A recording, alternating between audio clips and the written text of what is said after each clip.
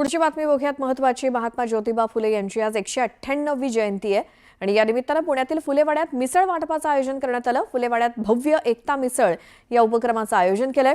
फुलेंच्या जयंतीनिमित्तानं 10,000 किलो इतकी विक्रमी मिसळ बनवण्यात आली आहे आणि या मिसळीचा उपमुख्यमंत्री अजित पवारांनी देखील आस्वाद घेतला।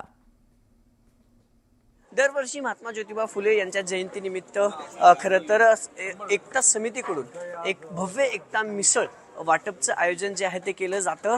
खरं तर महापुरुष अभिवादन कृती समितीकडून दरवर्षी महात्मा फुले यांच्या जयंतीनिमित्त जे आहे ते मिसळीचं वाटप केलं जातं आणि यंदा जवळपास 10,000 किलो मिसळ महात्मा ज्योतिबा फुले यांच्या जयंतीनिमित्त या फुलेवाड्यात बनवण्यात आलेली आहे। रात्री 12 वाजल्यापासून खरं तर ही मिसळ जी आहे ती बनवण्यात येते आणि आज जे लोक असतील, जे सामान्य नागरिक असतील किंवा जे राजकीय नेते असतील, अभिवादन करण्यासाठी या फुलेवाड्यात येतात। महात्मा ज्योतिबा फुले आणि क्रांतीज्योत सावित्रीबाई फुले यांना अभिवादन करण्यासाठी येतात। त्यांच्यासाठी ह्या मिसळ जी आहे ती वाटली जाते।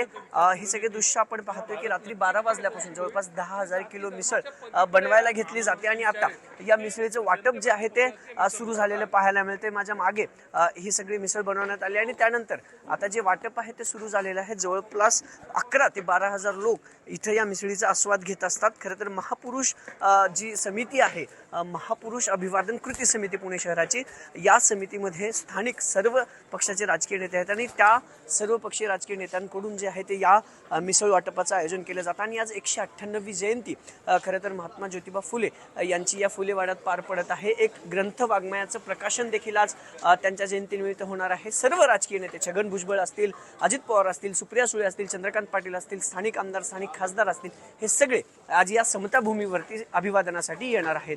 कॅमेरा पर्सन सचिन हंचाटेसह अभिजित पोते, न्यूज 18 लोकमत, पुणे। नंतर स्वागत आणि आता बातमी। नाशिकमध्ये भगवान महावीर जनकल्याण सोहळा आणि महावीर जयंतीच्या निमित्तानं कार्यक्रमाचं आयोजन करण्यात आले। या कार्यक्रमात बोलताना भाजपचे नेते सुधीर मुनगंटीवार यांनी चौफेर फटकेबाजी केली। लोकसभा आणि विधानसभा निवडणुकीतील अनुभव आणि किस्से या विषयावरती त्यांच्या व्याख्यानाचं आयोजन करण्यात आलं होतं। मुनगंटीवार यांनी पहिल्यांदाच आमदार झाल्यावर टॅक्सी ड्रायव्हर काय म्हणाला हा किस्सा सांगितला। तुम्हाला इधर का गए थे? माझ्या लक्षात आलं की अगर मी आमदार आहे हे काही समजलं नाही। काम था तू सहज बोलताना पुढे म्हणाला कि भाई साहब इस पे एक बार बॉम्ब डाल दिया ना तो महाराष्ट्र की जनता सुखी संपन्न हो जाए। तेव्हा माझ्या मनात आलं की ज्या लोकशाहीमध्ये मी पहिल्यांदा आमदार म्हणून मी निवडून गेलो, त्या लोकशाहीच्या पवित्र भवनाबद्दल लोकांच्या मनात किती राग आहे, किती द्वेष आहे। असंच निवडणुकीत पहिल्यांदा मी जेव्हा